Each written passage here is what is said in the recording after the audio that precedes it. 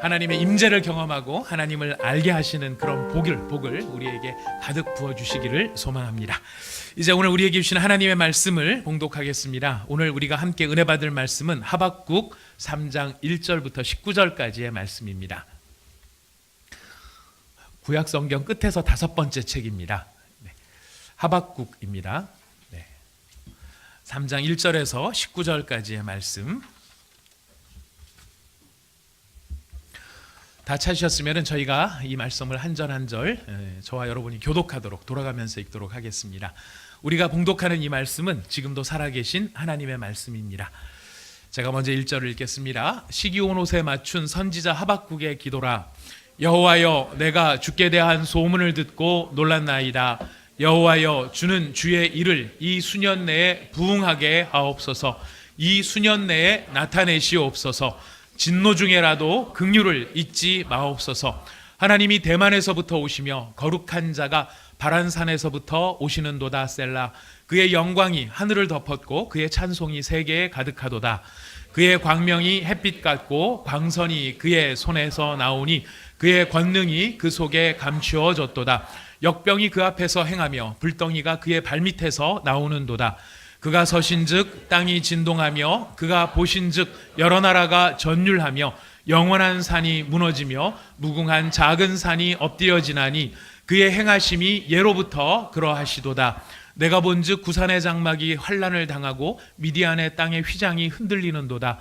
여호와여, 주께서 말을 타시며 구원의 병거를 모시오니 강들을 분이 여기심이니까 강들을 노여워하심이니까 바다를 향하여 성내심이니까 주께서 활을 꺼내시고 화살을 바로 쏘셨나이다. 셀라. 주께서 강들로 땅을 쪼개셨나이다. 산들이 주를 보고 흔들리며 창수가 넘치고 바다가 소리를 지르며 손을 높이 들었나이다. 날아가는 주의 화살의 빛과 번쩍이는 주의 창의 광채로 말미암아 해와 달이 그 처소에 멈추었나이다. 주께서 노를 바라사 땅을 두르셨으며 분을 내사 여러 나라를 밟으셨나이다. 주께서 주의 백성을 구원하시려고 기름 부음 받은 자를 구원하시려고 나오사 악인의 집에 머리를 치셨으며 그 기초를 바닥까지 드러내셨나이다. 셀라. 그들이 회오리 바람처럼 이르러 나를 흩으려 하며 가만히 가난한 자 삼키기를 즐거워하나 오직 주께서 그들의 전사의 머리를 그들의 창으로 찌르셨나이다. 주께서 말을 타시고 바다 곧 큰 물의 파도를 밟으셨나이다. 내가 들었으므로 내 창자가 흔들렸고 그 목소리로 말미암아 내 입술이 떨렸도다. 무리가 우리를 치러 올라오는 환난 날을 내가 기다림으로 썩이는 것이 내 뼈에 들어왔으며 내 몸은 내 처소에서 떨리는도다. 비록 무화과 나무가 무성하지 못하며 포도나무에 열매가 없으며 감람나무에 소출이 없으며 밭에 먹을 것이 없으며 우리의 양이 없으며 외양간에 소가 없을지라도 나는 여호와로 말미암아 즐거워하며 나의 구원의 하나님으로 말미암아 기뻐하리로다. 19절을 같이 읽겠습니다. 주 여호와는 나의 힘이시라. 나의 발을 사슴과 같게 하사 나를 나의 높은 곳으로 다니게 하시리로다. 이 노래는 지휘하는 사람을 위하여 내 수금에 맞춘 것이니라. 아멘. 저희가 이번 주간에 읽어야 될 성경 말씀은 열왕기하 21장에서부터 24장, 그리고 그 열왕기하 21장에서 24장의 역사가 진행되는 동안에 활동하였던 선지자들이 있습니다. 스바냐, 하박국, 나훔, 요엘, 그리고 예레미야 1장에서 28장까지의 말씀을 이번 주간에 저희가 같이 읽게 될 것입니다.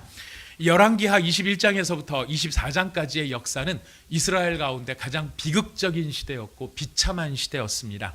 그것은 다윗과 솔로몬으로 말미암아 이루어졌었던 통일왕국 이스라엘이 솔로몬 사후에 이제 두 개의 나라로 쪼개집니다. 북이스라엘과 남유다로 쪼개어져서 서로 갈등하고 반목하고 질시하는 것도 있었지만은 이 사람들이 하나님을 바르게 경외하지 못했기 때문에 북이스라엘은 일찍이 아수르에 의해서 멸망을 당하였고, 이제 하나 남아 있었던 유다 왕국이 있었는데 그 유다 왕국이 이제 국가의 종말을 고하는 바로 그 비극의 시대, 바로 그 비극의 시대가 열왕기하 21장부터 24장까지에 걸쳐져 소개가 되어 있습니다. 그리고 그 비극의 역사의 한 가운데서 활동하였던 바로 스바냐, 하박국, 나훔, 요엘, 예레미야 선지자들의 눈물 어린 선지자들의 그 하나님의 말씀을 대언하는 장면이 지금 이 시기 동안에 벌어질 것입니다. 이 시기는 지금 우리가 어느 때보다도 공감하면서 아마 이 말씀을 읽을 수 있는 시기가 되는 것 같습니다. 지난 주일 갑작스러운 그 핵실험으로 말미암아 그 어느 때보다도 참 이 전쟁이라는 게 생각 바깥으로 우리한테 멀리 있는 게 아니라 어쩌면은 설마 혹시 했던 그런 일들이 진짜 만에 하나라도 벌어진다면 어떻게 될까, 이런 좀 긴장감들이 우리 가운데 찾아왔고, 그런 긴장감들은 여러 사회적 현상들로 또 반영이 된 걸 볼 수 있습니다. 뉴스를 보다 보니까 그 전쟁 대비, 재난 대비 그 배낭을 판다고 하더라고요. 그래서 이제 그게 막 굉장히 동인하고 많은 사람들이 관심을 갖는다 그래갖고 저도 몬팡 그 어플리케이션에 들어가갖고 몬팡 어플리케이션에 가가지고 찾아봤습니다. 이게 그런 배낭이 뭐 얼마나 하나, 또 상황이 어떤가 이렇게 살펴봤더니 싼 거는 뭐 몇만 원짜리부터 시작해서 비싼 거는 20만 원, 30만 원짜리까지 4일간 견디는 뭐 비상식량들, 또 각종 물품들, 이런 것들을 담은 배낭을 팔고 있는데, 제가 보면서 놀란 건 뭐냐면은 그 배낭들을 파는 그 업체에서 올린 글 가운데 보통 때는 뭐 수급 그 팡 사이트가 이제 왜 급항 로켓 배달 그래갖고 하루 만에 배달해주고 이제 뭐 그런 사이트지 않습니까? 그런데 거기에 보니까 이게 물건이 많이 나가가지고 이제 어떤 물건들이 떨어져갖고 입고가 되는 대로 보내주겠다. 그러니까 며칠이 걸릴지 모르겠다. 그만큼 사람들이 그 전쟁에 대비해서 배낭을 많이 사고 있구나. 이런 현상들을 좀 읽어볼 수 있었습니다. 근데 그걸 다 보고 났더니 저도 마음 가운데 은근히 이거 물이라도 사다 놔야 되나? 라면이라도 혹시 사다 놔야 되는 거 아닌가? 뭐 이런 생각이 마음 한쪽 구석에 들기도 했습니다. 금값이 오르고요, 주식값이 떨어지고요, 달러값이 올라가고, 이게 다 그런 상황들, 두려움이 우리 마음을 지배할 때 나타나는, 그것을 대비하려고 하는 마음들이겠죠. 근데 지금 오늘 우리가 읽은 이 하박국 선지자가 바로 그런 상황 가운데서 이 말씀을 전하고 있는 것입니다. 바벨론이라고 하는 나라가 이제 쳐들어오게 되어 있는데, 이 바벨론의 이 잔혹함, 여러분 그 일찍이 그 영화 가운데 보면은 300이라는 영화가 있었죠. 스파르타였나요? 그 군인들 300명이 이제 그 대적을 해서 싸우는 군대가 나오는데, 그 군대가 바로 바벨론 군대, 느부갓네살이 왕이 되어진 그 군대가 쳐들어와서 그 사람들이 싸움을 할 때 신사적으로 싸우든가요? 아니면 있는 힘을 다해서 뭐 잔인한 여부를 떠나갖고 승리를 위해서 수단과 방법을 가리지 않았나요? 수단과 방법을 가리지 않고 정말 그 전쟁을 일으키는 비극을 보았습니다. 그리고 최근에도 그 우리 중동 지방에 내전이 오래 지속되고 있는 몇몇 나라들이 있습니다. 레바논이라든가 또 시리아라든가 이라크라든가, 이런 그 뉴스들을 우리가 보면서 또 유튜브나 이런 데를 보면은 이제 그 전쟁 전후의 상황을 비교해놨다든지, 전쟁이 막 한참 진행될 때 그 상황들을 이렇게 모든 사람이 볼 수 있도록 이렇게 멀티미디어로 막 보여준 것들이 있어요. 정말 아름답게 꽃과 같이 만들어졌던 도시가 불과 한 달 만에 아무것도 살 수 없는 폐허로 변해져 버린 그 비극의 현장들, 그 현장 가운데 우리가 던져져 있다라고 한다면, 그건 뭐 눈물로도, 억울하다고 어디 호소할 데도 없고, 저 폭탄이 저한테 왜 떨어졌나요? 뭐 이렇게 따질 수도 없는 그런 정말 막막한 현실들, 그 앞에서 얼마나 그 마음 가운데 조림이 있겠고, 공포가 있겠고, 두려움이 있겠습니까? 지금 하박국은 자기 앞에 펼쳐져 오는 바로 이런 상황들에 대하여 하나님 앞에서 계시를, 하나님의 말씀을 우리에게 알려주고 있는데요. 이 하박국서는 이 하박국이라는 사람부터 먼저 말씀을 드리자면, 이 하박국은 이 하박국서라고 하는 성경에 지은이가 하박국이라고 하는 걸 알려진 외에는 다른 성경 어디에도 하박국이 등장하지 않습니다. 그래서 이 사람이 어느 지파 사람인지, 뭐 몇 살에 무슨 일을 했는지 이런 거는 전혀 알려져 있지는 않습니다. 유대 전승에 의하면 이 하박국은 그 이제 유대교에서는 또 전승이 있고, 전설처럼 내려오면 자기들의 이제 또 내면적인, 우리로 말하면 상국유사 같은 그런 하여튼 그런 야사 같은 그런 이야기들이 있습니다. 거기에 보면 그 엘리사가 그 수넴 여인이라는 사람의 도움을 받습니다. 그때 수넴 여인이 아기가 없어서 그 가정이 이제 어려워하는 것을 알고 엘리사가 도움받은 것에 대해 감사해서 하나님께 이 가정에 아들이 있게 해달라고 기도를 하고, 그리고 그 아들로 말미암아 수넴 여인이 굉장히 기뻐하게 됩니다. 그런데 그 아들이 죽습니다. 갑작스럽게 죽으니까 수넴 여인이 이제 엘리사를 찾아와서 내 아들이 죽었는데 내가 언제 아들 달라고 한 적이 있느냐 막 그러면서 슬퍼합니다. 그때 그 죽은 아들을 엘리사가 살려주는데요. 유대 전승에는 그때 죽었다 살아난 아들이 바로 하박국이다 이렇게 설명하는 한 설명이 있습니다. 그 이유는 뭐냐면 하박국이라는 말의 뜻이 안기다, 안아주다라는 뜻이거든요. 그래서 이제 엘리사가 수넴 여인한테 예언을 할 때 내년 이맘때에 네가 아들을 안을 것이다라고 표현을 하고요. 또 죽었던 아들을 엘리사가 살려서 그 아내에게 그 수넴 여인에게 내어주면서 이렇게 안아주도록 하는 장면이 나옵니다. 그래서 그 수넴 여인 이 죽었던 아들 바로 그 안아줌이라는 뜻을 가지고 있는 바로 그 사람이 그래서 하박국이다 이렇게 설명을 하는 경위 하나가 있고요. 또 다른 설명에는 이 다니엘서에 보면 다니엘이 이제 환상을 받으면서 몸을 추스리지 못하는데 누가 죽을 써서 갖다 주는 사람이 있습니다. 유대 전승에는 바로 그렇게 다니엘에게 죽을 쑤어 주었던 바로 그 사람이 하박국이다 이렇게 또 설명하는 전설이 있습니다. 자, 어쨌든 간에 이 유대 사회에 있어서 뭔가 좀 중요한 역할을 나름대로 했었던 사람이라는 걸 강조하고 싶어하는 해석인 것 같은데요. 이 하박국서의 특징이 있다면 다른 선지서들은 다 하나님께서 선지자한테 말씀을 주십니다. 그러면 그 말씀을 받아서 그 말씀을 백성들에게 전달하는 그런 방식으로 선지서가 저술이 되어 있는데요. 이 하박국서는 하나님이 먼저 말씀하시지 않습니다. 선지자가 하나님께 질문을 합니다.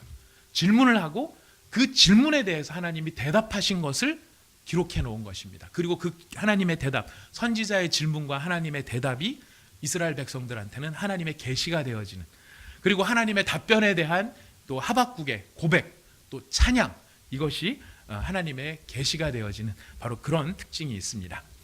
우리가 오늘 하박국서 전체가 아니라 오늘 하박국서 3장을 읽었는데요. 그 중에서 오늘 두 가지 좀 교훈을 좀 얻기를 원합니다. 첫 번째 교훈은 무엇이냐면 하박국은 질문하고 하나님은 대답하십니다. 하박국의 질문의 요지는 이겁니다. 유다에 광포가 많습니다. 유다라는 그 멸망할 때 가까운 이 나라에 나중에 여러분 성경책을 이제 읽고 계신 분들은 아시고요. 오늘 또 읽어보시면 아시겠지만은 정변도 여러 번 일어나고 쿠데타도 일어나고 또 하나님을 경외하지 않는 악한 왕들이 하나님 앞에서 죄를 짓는, 그리고 그 죄가 만연하다 보니까 부정과 비리가 또 창궐하게 되는 그런 상황이 놓여진 겁니다. 그 상황을 놓고 가슴이 아픈 이 답답한 하박국이 하나님한테 외치는 겁니다. 저 하나님은 정의의 하나님이시라면서요, 어찌하여 유다에 이런 악이 횡행하도록 내버려 두시는 겁니까? 하나님이 답변을 하시는데요, 답이 더 당황스러운 답을 주시는 겁니다. 그래, 유다의 악이 많지? 맞아. 그놈의 유다의 악을 내가 전부 깨트려 버릴 거야. 근데 유다의 악을 깨트릴 텐데 그 악을 깨트리는 것은 유다보다 더 악독한 저 바벨론 외지에 있는 놈들이 와가지고 유다를 쓸어버릴 것이다. 하박국은 더 기가 찬 겁니다. 하나님은 정의의 하나님이신데 어떻게 해서 이런 악을 처리하시는 데 있어서 더 악한 자들이 바로 이런 악에 대한 심판을 하게 하시는 겁니까? 하나님은 악을 이기기 위해서 더 큰 악을 사용하시는 하나님이십니까? 이런 질문을 또한 하박국은 하게 됩니다. 하나님이 거기에 대해서 답변을 하시는데요, 사실 여러분 하박국서를 쭉 읽다가 보면은 처음에 질문, 그 다음에 답, 그 다음에 질문, 그 다음에 답 이렇게 듣다 보면 이게 질문과 답이 핀트가 정확히 안 맞고 나중에 가면은 하나님은 그냥 하나님 말씀만 하시는 것 같은 그런 느낌이 드는 게 이 하박국서 2장의 부분인 것입니다. 자, 근데 우리가 여기서 이제 먼저 얻어야 될 교훈은 뭐냐면, 어쨌든 질문의 핀트는 잘 안 맞는다 할지라도 하나님 앞에서 질문하는 것 좋은 것입니까? 나쁜 것입니까? 하나님께 질문을 드린다는 것은, 하나님께 질문한다는 건 좋은 것일까요? 나쁜 것일까요? 예, 여론조사를 한번 해봐야 될 것 같습니다. 네, 많은 사람들이 질문을 한다 그러면은 한편에 조금 약간 좀 이렇게 어떤 생각이냐면, 이게 질문하면 뭐 물어보면 이게 혹시 의심하는 거라고 비춰지지 않을까? 괜히 불신하는 것처럼 느껴지지 않을까? 혹시 또 내가 곤란한 질문을 해서 하나님을 난처하게 만들어 드리는 건 아닐까? 이런 생각에 우리는 질문한다는 것을 상당히 조금 부담스러워하는 경향도 있습니다. 그러나 하나님의 영광에 흠집을 내기 위해서, 또 믿음에 상처를 주기 위해서, 불신을 위해서, 선동을 위해서 하는 그런 질문이 아니라 우리가 진짜 믿음의 성장을 원하고 정말 깨달아서 알기를 원하고 좀 더 정확히 알고 제대로 믿기를 원하는 진지함 가운데 드리는 질문, 바로 그 질문은 하나님께서 되게 좋아하신다는 것입니다. 인정하신다는 것입니다. 그리고 그런 질문에 대해서 하나님께서는 기꺼이 대답하신다는 것입니다. 여러분 신앙생활 하시면서요, 물론 이런 건 있습니다. 가만히 있으면 중간은 간다. 이제 이런 그 처세술 때문에 괜히 순장님이나 목사님한테 내가 이런 질문 잘못했다가 내 바닥이 보이면 어떡하나, 뭐 이런 걸 질문이라고 하고 있나, 뭐 이런 식의 또 우리 스스로의 이 자기 보호를 위해 가지고 모르면서도 대답 안 하고 가만히 있으면 아는 것 같을까요? 모르는 것 같을까요? 가만히 계시면 일단 아는 것 같은 느낌이 듭니다. 그러나 제가 개척 2년 만에 깨달은 게 있습니다. 가만히 계시면 모르는 거라는 사실을 제가 알게 되었습니다. 자, 아무튼 지금 하나님 앞에서는 하나님은 질문하기를 뭐 이렇게 거절하지 아니하시고요. 질문하는 걸 가지고 너 왜 이렇게 믿음이 없냐, 너 이렇게 불신앙을 갖고 있느냐, 무조건 믿어라, 덮어놓고 믿어라, 이러신 분이 아니시라는 것입니다. 하나님, 우리가 모르면 모르는 대로 우리의 무지를 인정하고 바른 믿음과 진리를 구하기 위해서 하나님께 질문하면 대답하시는 하나님이시라는 것입니다.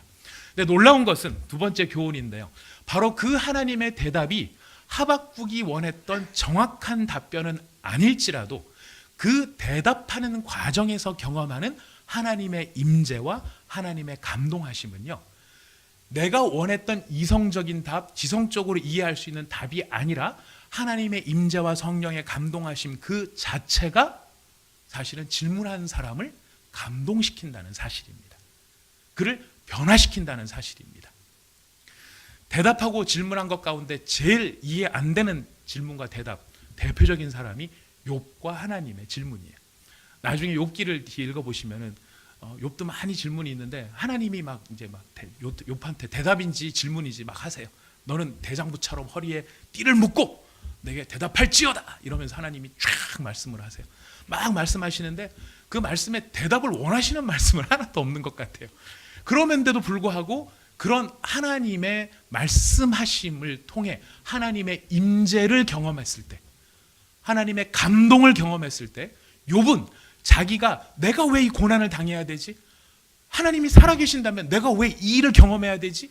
이런 답답함에 대한 문제가 답으로서 풀리는 게 아니라 하나님의 임재하심의 그 감동으로 욥이 그 문제에 대한 해답을 얻는 것을 우리는 보게 된다는 것입니다. 바로 그 욥과 같은 비슷한 맥락에 있는 사람이 이 하박국인데요, 이 하박국이 하나님 앞에 질문하고 어떻게 이런 악이, 하나님 어떻게 이런 악을, 하나님 그냥 이대로, 하나님 어떻게 하나님께서 더 큰 악을, 하나님이 주신 답은 그거입니다. 정리하자면 그렇습니다. 이게 굉장히 짧은 성경이지만 내용 자체는 상당히 좀 심오한 내용들이 담겨져 있는데요. 압축적으로 요약을 하자면 이런 겁니다. 이 세상에 수많은 악이 있는데 그 악이 큰 악이냐 작은 악이냐, 이게 조그마한 악이냐 더 큰 악이냐, 이거를 악의 깊이와 넓이와 질을 따지는 것은 인간의 상대적인 시각이라는 거예요. 하나님 앞에서 보았을 때는 너희들이 봤을 때 더 큰 악이라고 하는 것과 너희들이 봤을 때 상대적으로 적은 악이라고 하는 것, 다 똑같은 악이라는 거예요. 우리가 피해를 입는 피해자의 입장에서는 내가 당하는 이 일이 워낙 안타깝고 큰 일이기 때문에 이 일에 대해서는 하나님 이거 정말 큰 일이에요, 어떻게 하실 수가, 이걸 안 갚아주시고 하나님 뭐 하세요, 이럴지 모르지만 바로 그 이야기를 하고 있는 나의 또 다른 죄를 보고 계시는 것이 하나님의 시각이라는 것입니다. 우리는 뭐만 남아있습니까? 내 억울함만 남아있죠. 내 답답함만 남아있지 내 죄에 대한 문제는 모릅니다. 근데 지금 하나님께서 이 두 번의 질문과 응답을 통해서 하박국에게 지금 제시하시는 중요한 건 뭐냐면, 그렇다, 하나님은 정의의 하나님이다. 정의의 하나님이기 때문에 악이라면 작은 악이 되었든 큰 악이 되었든 반드시 징벌할 것이다. 단 그것을 징벌하는 과정에 있어서 내가 정한 시기가 있고 내가 정한 섭리가 있어서 그 섭리들이 합하여 선을 이룰 수 있도록 너희들이 봤을 때는 더딘 것처럼 보일지 모르지만 반드시 거기에 대한 갚음은 있다. 이것이 하나님이 주신 답의 내용이라는 것입니다. 자, 근데 이런 답을 받았습니다. 이 답을 받았는데요, 답을 받았는데 변한 게 있습니까? 하나도 없는 겁니다. 뭐가 없냐면은 하박국 앞에 놓여져 있는 이스라엘의 멸망, 예루살렘의 멸망, 지금 이스라엘을 치러 오는 잔악한 자들의 그 군대의 발걸음, 그 무지막지한 사람들의 소문. 전쟁의 때 제일 참 안타까운 건 아기들이죠. 어린아이들이고 또 여자들입니다.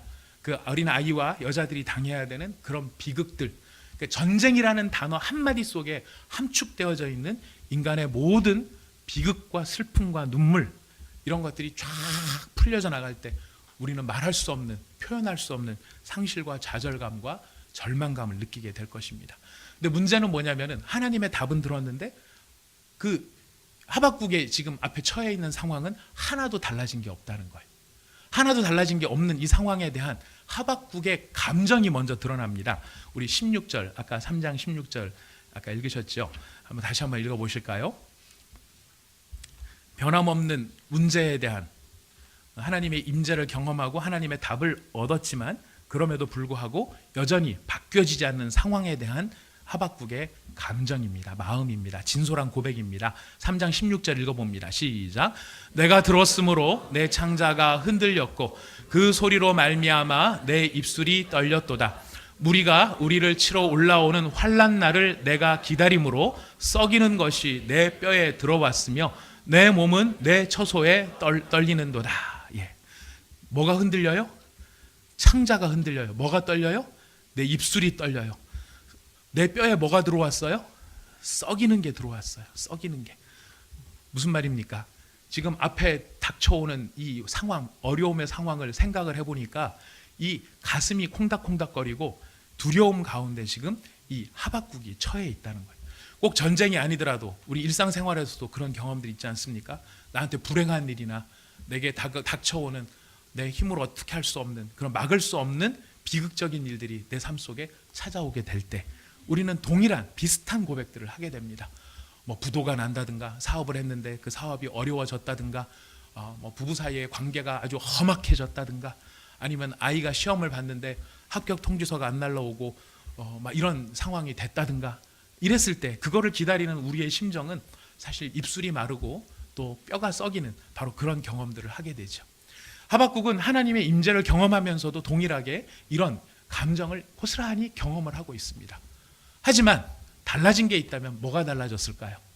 그가 똑같은 상황, 변하지 않는 현실 속에 자신의 감정은 떨릴지라도 지금 하박국이 달라진 게 한 가지가 있다면 바로 17절, 18절, 19절의 고백이 추가되고 있다는 것입니다. 우리 17절, 18절, 19절 같이 읽어봅니다. 시작.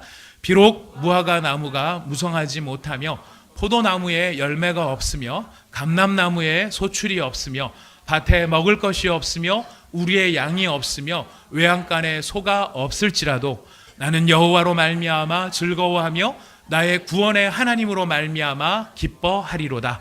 주 여호와는 나의 힘이시라. 나의 발을 사슴과 같게 하사 나를 나의 높은 곳으로 다니게 하시리로다. 거기까지만 읽겠습니다. 지금 무슨 이야기입니까? 내가 이렇게 막 좌절하고 떨고 막 어떻게 과연 살 수 있을까? 저 화살로부터 무작위로 날아오는 저 돌들로부터 내가 과연 살아남을까 하는 그 마음에 떨림이 있지만 그 떨림 가운데서도 하박국은 고백하기를 그래 그렇다고 치자. 그렇다고 치고 비록 무화과 나무, 포도나무, 감람나무 이스라엘의 3대 양식입니다.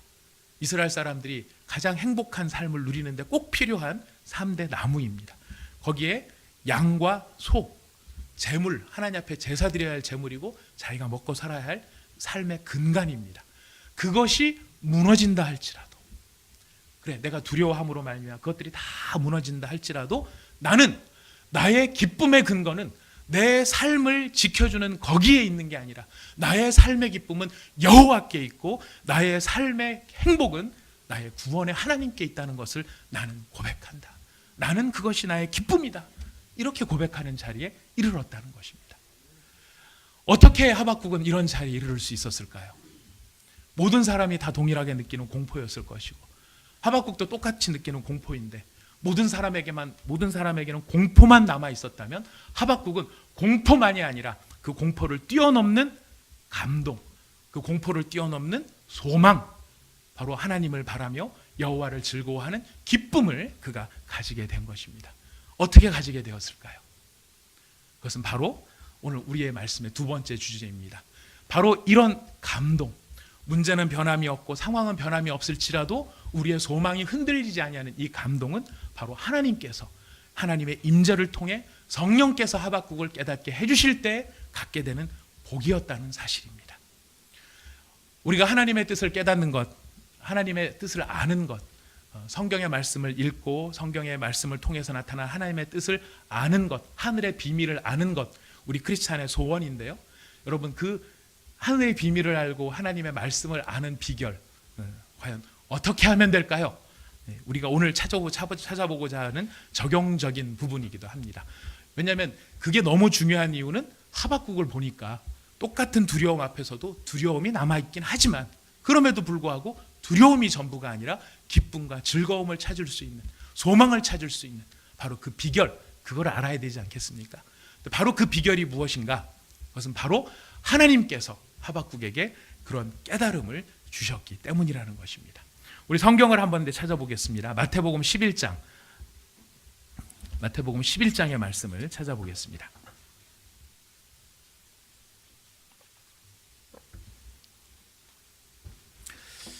마태복음 11장, 우리가 11장 25절인데요. 우리가 읽는 이 말씀이 기독교 신앙에 있어서 가장 중요한 본질을 알려줍니다. 다른 여타 신앙과 가장 다른 기독교 신앙, 우리가 믿고 있는 바로 이 기독 신앙의 가장 중요한 본질이 이 말씀 가운데 담겨 있는데요. 마태복음 11장 25절을 읽어봅니다. 시작.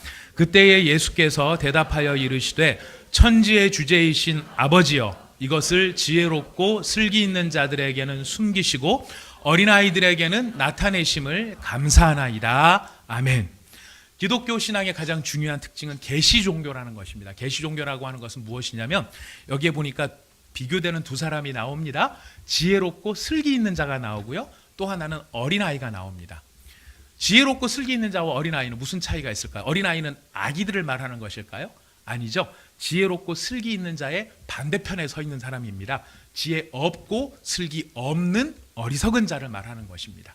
자, 그런데 하나님의 계시는 하늘의 뜻을 알고 하늘의 비밀을 알고 인생의 삶의 참된 가치를 깨닫게 해주시는 바로 그런 하나님의 진리를 지혜롭고 슬기 있는 자들한테는 숨기셨다 그래요. 무슨 이야기일까요? 인간의 노력과 사람의 연구와 사람의 지성으로 그것을 알 수 있는 것이 아니라는 것. 아무리 배운 게 많고 똑똑하다 할지라도 하나님이 알려주시지 않으면 모른다는 겁니다. 또 그 반면에 어린 아이들은 슬기도 없어요. 지혜도 없어요. 깨닫는 것도 두네요. 그러나 하나님께서 나타내시면 어떻게 되는 것입니까? 깨달을 수 있다는 것입니다. 그래서 우리 기독교 신앙에 있어서 가장 중요한 것은 하나님께서 깨닫게 해 주시기를 갈망하는 것이고 바라는 것이고 그것을 소망하는 것입니다. 물론 내가 성경을 안 읽고 성경 기도도 안 하고 근데 하나님이 하늘로부터 계시를 뚝 떨어뜨려 주고 이런 건 없습니다. 성경을 우리가 성경을 열심히 읽고 기도를 열심히 하는 가운데에 하나님께서 깨닫게 해주시는 것이지 말씀과 기도라고 하는 재료가 없으면은 하나님께서 우리를 깨닫게 해주시지 그나마도 깨닫게 해주시지 않는다는 사실이에요. 그러나 중요한 것은 우리가 아무리 말씀을 열심히 보고 기도를 열심히 한다 하더라도 누가 깨닫게 해주셔야 된다고요? 하나님께서. 이 사실을 성경에는 몇 가지 좀 예를 들어서 설명을 해주고 있는데요. 하나님께서 눈을 밝혀 보여주심으로 말미암아 못 보던 것을 보게 되는 사례가 있습니다. 하갈이라는 여자가 있습니다. 아브라함의 후처인데요. 아브라함의 후처가 집에서 쫓겨났어요. 본처한테서. 그래서 너무너무 슬퍼가지고 이 아들 이스마엘하고 이제 가져온 물도 다 떨어지고 죽을 수밖에 없는 상황에 통곡을 하고 있는 그런 장면이 성경에 나옵니다. 그렇게 통곡을 하고 있을 때 창세기 21장 19절 제가 읽어드립니다. 하나님이 하갈의 눈을 밝히셨으므로 샘물을 보고 가서 가죽 부대에 물을 채워다가 그 아이에게 마시게 하였더라 라고 되어 있어요. 자, 이거는 하나님이 없던 샘물을 만들어 주신 겁니까? 아니에요. 샘물은 이미 있었는데 누가 못 보고 있어요? 하갈이 못 보고 있는 거예요. 하갈이 못 보고 있는 것을 누가 눈을 밝혀주십니까? 하나님께서 그 눈을 밝혀주시니까 못 발견했던 그 샘물을 발견하게 되더라고요. 발람이라는 선지자가 나옵니다. 민수기에 보면은 이 발람은 돈에 팔려가지고 하나님이 가지 말라고 하는, 싫어하는데도 불구하고 막 이렇게 좀 하나님의 안 좋은, 기뻐하시지 않는 길을 갔던 선지자였어요.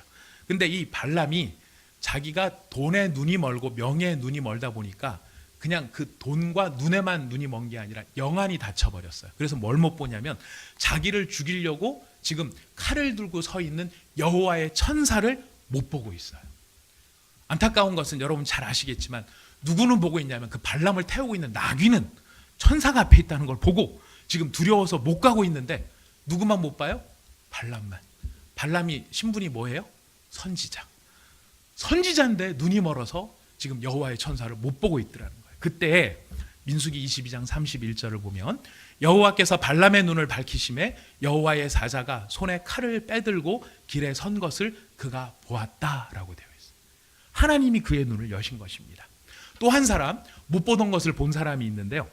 엘리사의 사환이 있습니다. 엘리사의 종인데 엘리사가 워낙 이 선지 활동을 잘하고 강력하게 잘하니까 이 엘리사 때문에 피해를 보고 있던 나라가 이 엘리사를 잡아 죽이려고 군대를 보낸 거예요. 그래서 아침에 딱 일어났더니 엘리사가 살던 성 주변에 그쪽 군대가 진을 치고 뺑 둘러서 있는 거예요. 여기는 딸랑 엘리사하고 엘리사 사환하고 둘밖에 없는데 엘리사 사환이 뭐라고 했겠습니까? 내 주여 죽었나이다, 땡쳤나이다.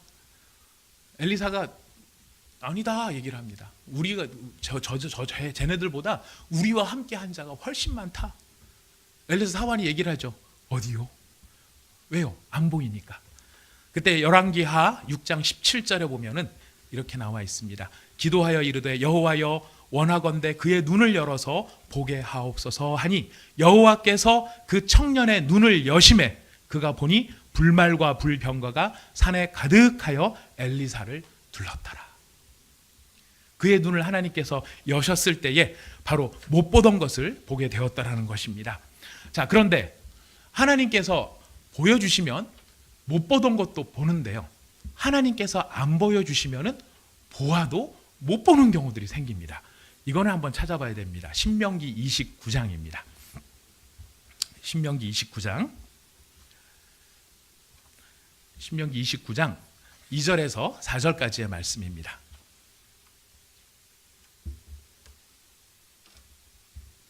신명기 29장 2절에서 4절까지의 말씀 같이 읽어보도록 하겠습니다. 시작. 모세가 온 이스라엘을 소집하고 그들에게 이르되 여호와께서 애굽 땅에서 너희의 목전에 바로와 그의 모든 신하와 그의 온 땅에 행하신 모든 일을 너희가 보았나니 곧 그 큰 시험과 이적과 큰 기사를 내 눈으로 보았느니라. 그러나 깨닫는 마음과 보는 눈과 듣는 귀는 오늘 너희께서 너희에게 주지 아니하셨느니라. 기가 막힌 이야기인데요. 뭐가 기가 막힙니까? 하나님이 이스라엘을 구원하시기 위해서 10가지 재앙을 내리시고 홍해를 가르시고 만나를 내리시고 메추라기를 내리시고 구름 기둥과 불 기둥, 이 시험과 기적과 이사를 보는데 눈으로 다 본 거예요. 맹인이 아니었다면 못 봤을 리가 없습니다. 문제는 무엇입니까? 못 봤을 리는 없는데 그 의미를 모르더라는 겁니다. 이게 안타까운 부분이에요. 왜 못 봅니까? 깨닫는 마음, 보는 눈, 듣는 귀를 여호와께서 주시지 않았기 때문에. 제가 아이들이 아파서 이제 기도 부탁을 이렇게 해오는 경우들이 있습니다. 그래서 이제 어떤 경우에 막 기도를 열심히 이제 한번 이렇게 막 같이 하면 정말 믿음으로 하나님께서 이 병을 고치셨다라는 이제 그런 믿음으로 우리가 기도를 하는데, 그런 믿음을 가지고 정말 아이가 나았다 그러면 우리가 하나님께서 우리 아이를 고쳐주셨어요. 얼마나 감사한지 모르겠어요. 하나님은 지금도 살아계세요. 이렇게 나타나야 되는데, 그죠? 이렇게 나타나야 되는데 아기가 다 낫고 나도 막 아플 때는 그렇게 간절히 기도 부탁을 했는데 아기가 딱 낫고 나면 그 다음에 약간 좀 시큰둥해요. 목사님 아기가 나았어요. 감사합니다. 이렇게 좀 시큰둥해요. 그래서 뭐 시큰둥하지? 반응이 왜 이렇지? 이제 이렇게 반응이 왜 이렇지 하면서 얘기를 듣다 보면 좋은 선생님을 잘 만났어요 이번에. 뭐 이렇게 반응이 나오는 거예요. 물론 그럴 수 있습니다. 좋은 선생님 잘 만나서 잘 고침 받을 수 있습니다. 그러나 더 중요한 건 뭐죠? 기적을 눈앞에 보더라도 그게 기적인 줄을 모르는 눈이 가려진 일들이 우리 가운데 있을 수 있다는 것입니다. 그게 우리 가운데 안타까움이에요. 이게 이스라엘 백성들이 죄인이라서만이 아니라요, 기가 막힌 몇 가지 사실들을 우리가 또 찾아봐야 됩니다. 이사야서를 한번 가보겠습니다. 이 일이 얼마나 기가 막힌 일인가. 이사야 29장입니다. 이사야 29장 9절에서 11절까지의 말씀입니다.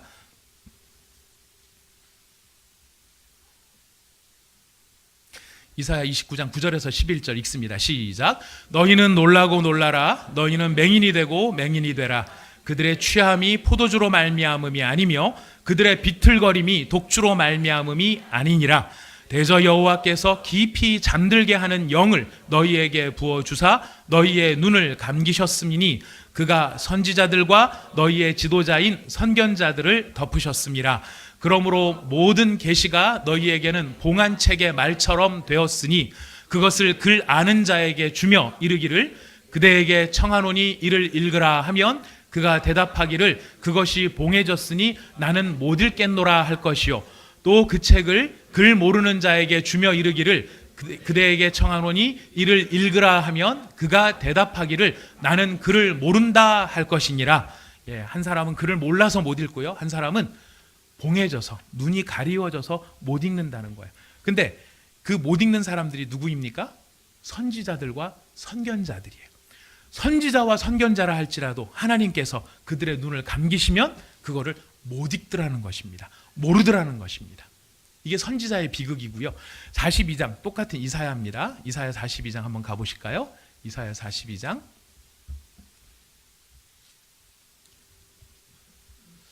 같이 읽습니다. 42장 18절 20절 18절에서 20절 읽습니다. 시작. 너희 못 듣는 자들아 들으라. 너희 맹인들아 밝히 보라. 맹인이 누구냐? 내 종이 아니냐? 누가 내가 보내는 내 사자같이 못 듣는 자겠느냐? 누가 내게 충성된 자같이 맹인이겠느냐? 누가 여호와의 종같이 맹인이겠느냐? 내가 많은 것을 볼지라도 유의하지 아니하며 귀가 열렸을지라도 듣지 아니하는도다. 하나님이 지금 탄식을 하시는 겁니다. 내가 보낸 사자, 내가 보낸 선지자, 이 선지자인데 그들의 눈이 닫혔고 그들의 귀가 닫혔다. 보는데도 못 보고 열려있는데도 듣지 못한다. 제가 시간 관계상 그냥 제가 읽어드립니다. 미가서 3장 5절에서 6절에 보면은요, 내 백성을 유혹하는 선지자들, 미가 당시에 타락한 선지자들입니다. 이빨에 이에 물 것이 있으면 평강을 외치나, 뭐냐면 거기다가 떡을 채워주거나 돈을 집어주거나 그러면 평강하세요, 평강하세요 그러는데 그 입에 무엇을 채워주지 아니하는 자에게는 전쟁을 준비하는도다. 이게 선지자 알기를 우습게 하네. 이 집안이여 망할지어다. 이렇게 나간다는 거예요. 이런 선지자한테 하나님이 뭐라고 말씀하시냐면, 그러므로 너희가 밤을 만나리니 이상을 보지 못할 것이요 어두움을 만나리니 점치지 못하리라 하셨나니 이 선지자 위에는 해가 져서 낮이 캄캄할 것이라.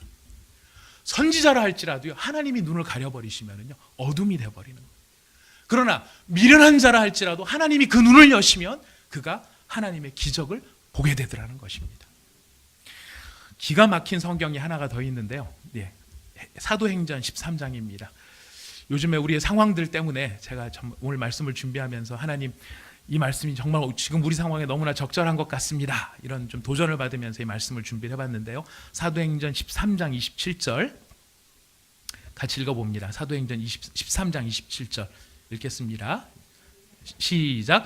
예루살렘에 사는 자들과 그들 관리들이 예수와 및 안식일마다 외우는 바 선지자들의 말을 알지 못함으로 예수를 정죄하여 선지자들의 말을 응하게 하였도다. 이게 왜 기가 막히냐면, 지금 이 사람들이 안식일마다 뭐를 한대요? 선지자들의 말을 어떻게 한대요? 외운대요. 여러분 성경 외우시는 거 얼마나 되십니까? 여호와는 나의 목자시니 내게 부족함이 없으리로다. 시편 23편 전 그거 외우고요. 복 있는 자는 악인의 길을 쫓지 않냐며 시편 1편 외우고요. 또 그 다음에 뭐 또 외우는 것들이 이렇게 많지는 통째로 다 외우지를 못해요. 근데 이스라엘 사람들은 외우는 거예요. 문제는 뭡니까? 말씀을 외우기는 외우는데 그 말의 의미가 그들에게 전해지지 않더라는 거예요. 닿지 않더라는 거예요. 그래서 뭐를 합니까? 예수를 십자가에 잡아 죽이는 일을 한 거예요. 말씀을 읽으면서 말씀을 외우면서도 그 말씀을 깨닫지를 못하니까 하나님의 아들 예수를 십자가에 못 박아 죽이는 이런 참 두려움이었습니다. 근데요, 제가 한편에 위로가 됐던 건 또 뭐냐면은 선지자만 눈이 가린 게 아니고요, 또 이 사람들만 눈이 가린 게 아니라 제자들도 눈이 가려지기는 맨 마찬가지였어요. 누가복음 24장을 가봅니다. 우리한테 용기를 주고 좀 피할 구석을 주는 24장, 누가복음 24장 13절 말씀부터 16절까지 같이 읽어보겠습니다. 누가복음 24장 13절부터 16절까지 읽어봅니다. 시작. 그날에 그들 중 둘이 예루살렘에서 25리 되는 엠마오라 하는 마을로 가면서 이 모든 된 일을 서로 이야기하더라. 그들이 서로 이야기하며 문의할 때에 예수께서 가까이 이르러 그들과 동행하시나 그들의 눈이 가리어져서 그인 줄 알아보지 못하거늘. 그날에 그들 중 둘이라 그래요. 그들은 누굴까요? 예수님 제자들이에요. 제자들 중에 두 사람이 지금 엠마오로 가는데, 지금 가는 길이 몇 리였다고요? 25리, 10km였대. 10km를 가는데 그때 누가 그들에게 다가오십니까? 예수님이 다가오신 거예요. 그 예수님 자기들이랑 몇 년 지냈어요? 최소 3년입니다. 최소 3년을 같이 지낸 예수님이 오시는데 놀라운 게 뭔지 아십니까? 그 예수님을 예수님인 줄 몰라보더라는 거예요. 단박에 알아봐야 되는데 몰라볼 뿐만 아니라, 몰라보는 정도가 아니라 예수님이 몇 리를 동행하셔요? 몇 킬로를? 10km를 저쯤에 떨어져서 500m쯤 떨어져서, 아니요, 바로 옆에서 말씀하시면서 10km를 내려갔어요. 적어도 2시간은 같이 갔을 거예요. 그런데 성경이 뭐라고 되어 있습니까? 그들의 눈이 가리어져서 그인 줄 알아보지 못하거든. 제자들도 예수님을 예수님이 몰라보더라는 겁니다. 근데 언제 알아봅니까? 24장 30절로 갑니다. 24장 30절 같이 읽겠습니다. 시작. 그들과 함께 음식 잡수실 때에 떡을 가지사 축사하시고 떼어 그들에게 주시니, 31절, 그들의 눈이 밝아져 그인 줄 알아보더니. 거기까지입니다. 예수님께서 그들에게 떡을 떼어주시고 축사하시고 그들에게 주실 때 비로소 그들의 눈이 밝아져 예수님인 줄을 알아보더라는 거예요. 성경에는 비밀이라는 단어가 2가지 단어로 나타납니다. 비밀에는 2종류의 비밀이 있는데요, 영어로 보면 선명합니다. 시크릿이라는 말이 있고 미스테리라는 말이 있습니다. 시크릿은 무슨 뜻이냐면 감춰놓는 거예요. 안 보여주려고. 탑 시크릿, 그럼 절대 안 보여줘, 이거죠. 이거 보여주고 이거 누출하면은 이게 반역죄로 체포될 정도로 비밀을 소중히 여깁니다. 그거는 아예 안 보여줄, 그러니까 딱 숨기려고 숨겨놓은 게 시크릿이에요. 근데 거기에 비해서 미스테리는 뭘까요? 미스테리는요, 빤히 보이는데 모르겠는 게 미스테리예요. 시크릿은 안 보여줘서 모르는 게 시크릿인데, 미스테리는 빤히 보는데도 모르는 거예요. 뭐가 가려져서? 눈이 가려져서. 그래서 예수님께서 설명하신 이 하나님 나라의 비밀을 보면, 하나님 나라의 비밀을 너희에게 알려주겠다. 그때 비밀이 다 뭔지 아세요?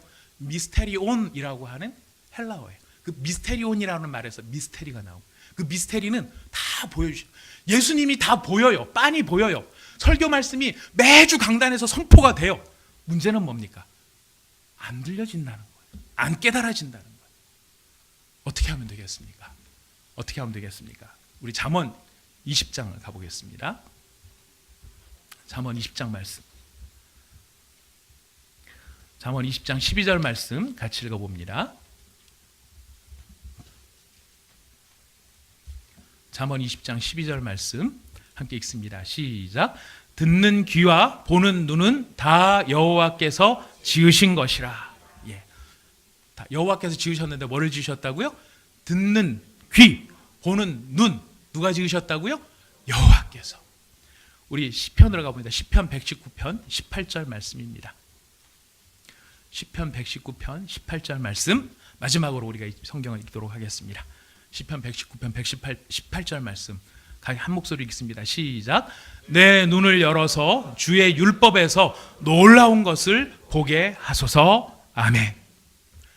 내가 아무리 보고자 하여도 볼 수 없고, 내가 아무리 듣고자 하여도 들을 수 없고, 어떤 때는 하나님이 다 보여주시는데도 불구하고 내 눈이 무언가에 사로잡혀서 그것에 몰두하느라 보여주시는 것도 볼 수 없고 들을 수 없는 우리의 한계, 그 한계 속에서 오늘 성경이 우리에게 가르치시는 것은 무엇입니까? 보는 눈과 듣는 귀는 여호와께로부터 말미암는 것이다. 그래서 시편 기자의 고백은 무엇입니까? 내 눈을 열어서 주의 율법에서 놀라운 것을 보게 하여 주십시오. 이것이 바로 성도의 기도요, 바로 성도의 소원이요, 우리가 무엇보다도 바꿀 수 없는 간절한 첫 번째 기도 제목이 바로 이것이라는 것입니다. 온사랑의 교회를 담임하면서 갖게 되는 소망 그리고 기도가 있습니다. 저에게 알려주신 여러 기도 제목을 놓고 체크를 하면서 응답되는 것은 빼고 또 새로운 것을 받으면 하고, 그래서 어떤 때는 여러분 주신 기도 제목들 한번 쫙 이렇게 기도하면서 내려가면 그것만 하는데도 1시간, 2시간씩 1시간 반 정도 갈 때가 있습니다. 근데 그것만 하고 끝나는 게 아닙니다. 담임 목사로서 가진 간절함은 무엇이냐면, 주님, 이 많은 기도의 제목, 이 꼭 하나님이 들어주셔야 할 이 일들이 다 응답되되, 주님, 이것 하나도 응답 안 되더라도 보는 눈과 듣는 귀는 우리 온사랑의 교회 성도들에게 허락하여 주시옵소서. 우리의 눈이 열리고 우리의 귀가 뜨이게 하여 주시옵소서. 왜?